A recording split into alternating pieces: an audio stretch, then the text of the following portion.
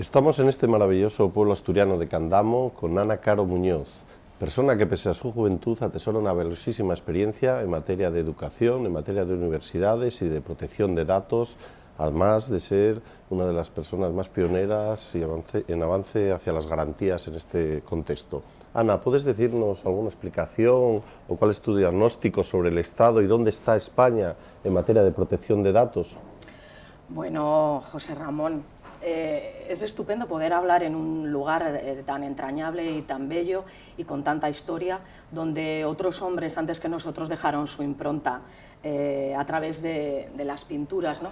Es importante hablar de eso también aquí, porque España, por desgracia, a pesar de ser pionera en otras cosas, no lo ha sido en la transparencia. De hecho, hasta diciembre del 2013 no hemos podido contar con una ley que hablara sobre la materia. Sí que es cierto que algunas autonomías han tenido avances en esta materia con anterioridad, y es verdad también que muchos de los gobiernos autonómicos han hecho lo que se denomina gobierno abierto, pero en definitiva hasta, como digo, diciembre del 2013 no hemos contado con una ley que de verdad abra las ventanas de la gestión pública hacia la ciudadanía.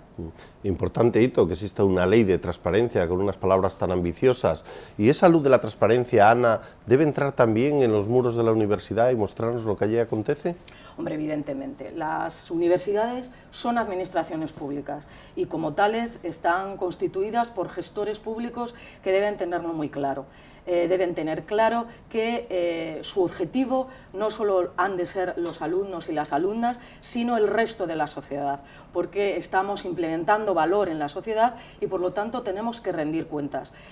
Lo tienen que saber los gestores públicos y lo tienen que saber también los órganos de gobierno que constituyen el eje fundamental de cómo se debe trabajar dentro de la universidad. Se deben concienciar esos rectores, consejos de gobierno, consejos sociales, de la importancia de ser claros, de rendir cuentas y no solo de índole económico, sino también de hacer buena gestión. Claro, eso nos lleva a que quizá el reto de la transparencia no es tanto cuestión de normas como de una cultura burocrática, de educación de las autoridades, de nuevos hábitos y estilos. Bueno, efectivamente, porque nosotros hemos tenido una ley como administraciones públicas que nos ha ido dando un marco estupendo para ello, que ha sido la ley de procedimiento, pero evidentemente nos hemos quedado cortos. De hecho, una de las partes fundamentales de la ley de transparencia es la reforma del acceso a los datos, que ya estaba recogida en la ley de procedimiento. Pero lo cierto es que no solo en las leyes hemos tenido esa posibilidad de garantía, sino también que nuestro alto tribunal, el Tribunal Constitucional, ya ha hablado de ello y ha hablado de la necesidad de que quedara muy claro qué estamos haciendo con el dinero público, cómo lo estamos gestionando, qué tipos de servicios estamos dando. Y además había lanzado ya en muchos de sus pronunciamientos la alarma sobre cómo se estaba haciendo. Por lo tanto, yo creo que la ley es importante, pero también las formas, las maneras y los gestos de cada uno de nosotros que como empleados públicos prestamos un servicio. Claro, eso es lo que debe ser, pero yendo al diagnóstico de las universidades y la situación concreta, ¿tienen las universidades motivos para ponerse coloradas en materia de transparencia o para hinchar el pecho, Ana?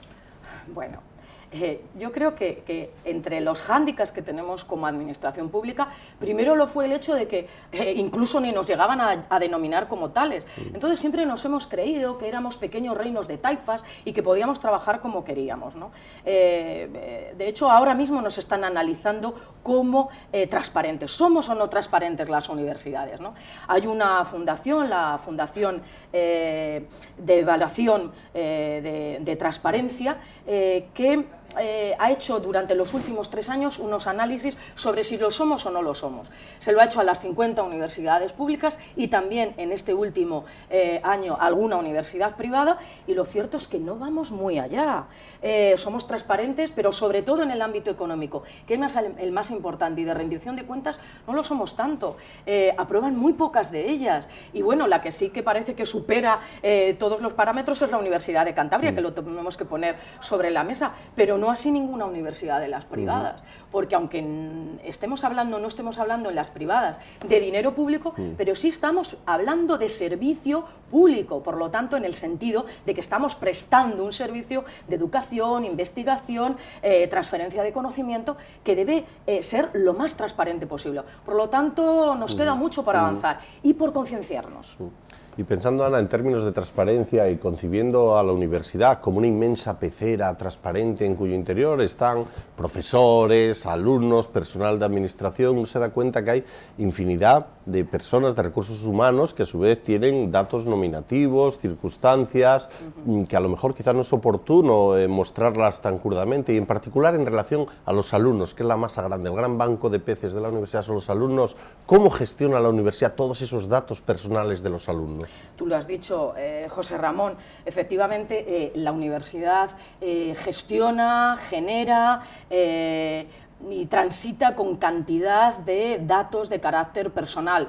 Que identifican a estos alumnos y alumnas y que nosotros tenemos que preservar. Por lo tanto, tenemos que hacer un ejercicio de ponderación, como en cualquier posicionamiento entre la opción de un derecho fundamental y otro derecho fundamental. Estamos hablando de proteger el derecho al honor, a la intimidad y a la propia imagen, y a la vez a ser transparentes. Tenemos casos, yo qué sé, por ejemplo, cuando se publican las ayudas de becas de los alumnos, ¿no? Y de las alumnas. ¿Qué hacemos? ¿Publicamos con nombres y apellidos? Ya sabes, José Ramón, que esas ayudas, la mayor parte de las veces, están dándose a través de la valoración de una serie de datos muy sensibles. Datos socioeconómicos, datos, por ejemplo, de si ha existido o no algún tipo de violencia, de si han sufrido o no, por ejemplo, algún ataque de ETA, si tienen algún tipo de minusvalía. Por lo tanto, tenemos que ser cuidadosos.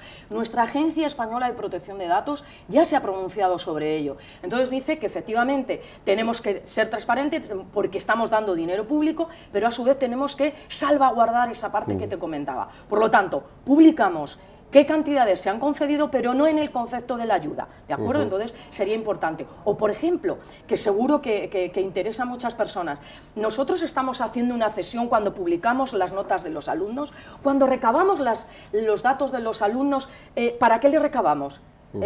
Pues bueno, nosotros en ese caso sí que podemos hacer esa publicidad. También lo ha dicho la agencia. ¿Por qué razón? Pues porque tenemos que ser también en ese ámbito lo más transparentes posible. Y lo debemos hacer, efectivamente, porque no estamos haciendo una cesión irregular de datos cuando hacemos esa publicidad de las notas. Ana, y saltando a otro colectivo muy importante como es el del profesorado, ¿es bueno para la universidad que puedan verse, quitar la bata, la capucha, los muros de cristal en los laboratorios y se sepa todos los datos del profesorado de investigadores? Bueno, la propia Ley Orgánica de Universidades ya nos daba pie a ello. Si bien es cierto que era en una disposición, pero daba pie a que se publicitaran los currícula de aquellos que acudían a las evaluaciones de la Agencia de Evaluación y de Calidad, y también aquellas currícula de aquellos profesores que pertenecían a algún tipo de comisión o de tribunal de selección. Ahí no creáis que ha sido todo tan claro, ¿de acuerdo? ¿Por qué? Pues porque esa disposición hacía una previsión de desarrollo y de información por parte de la Agencia Española de Protección de Datos, y eso aún no ha acaecido. Sí es cierto que hay una regulación posterior que sí que ha procedido a hacer un informe, si bien es cierto que no es público, y por lo tanto no sabemos en qué límite se ha puesto la agencia en esta materia, pero es cierto que actualmente se pueden publicar esos currícula para saber y conocer cuáles son las valías, las habilidades, las competencias, y si son suficientes para, por ejemplo, en este caso, pues prestar un servicio o bien formar parte de un tribunal de selección. Ana, y siendo España de los últimos de Europa en aprobar una ley de transparencia, eso no impide que intentamos recuperar el tiempo perdido y miremos incluso a ver si en Iberoamérica hay otras experiencias que puedan enseñarnos algo con toda humildad y deseo de saber. ¿Tienes algún tipo de noticia? Bueno, en ese ámbito? yo destacaría la zona de Iberoamérica. ¿Por qué destacaría Iberoamérica? Bueno, porque tenemos dos hitos para mí que son fundamentales. Tenemos la Red Iberoamericana de Protección de Datos y tenemos la Carta Iberoamericana de Transparencia, fundamental. Y yo destacaría dentro de estos países a Colombia, porque ya en sus preceptos constitucionales no solo nos hablan del derecho al honor, a la intimidad, al buen nombre, sino que nos hablan directamente ya de la gestión de los datos, de la cesión de los datos y del tratamiento de los datos. Muy bien, Ana, esperemos que nuestros políticos estén a la altura, que los gestores también se habitúen. Muchas gracias por tu exposición. Bueno, yo no solo creo que es necesario que se habitúen y se conciencien de ello, sino que no queden sobre la mesa conceptos tan grandes como la equidad, la igualdad, la gestión eficaz, eficiente, sino que de verdad se conviertan en realidades. Muchas gracias. Gracias, Ana. José Ramón.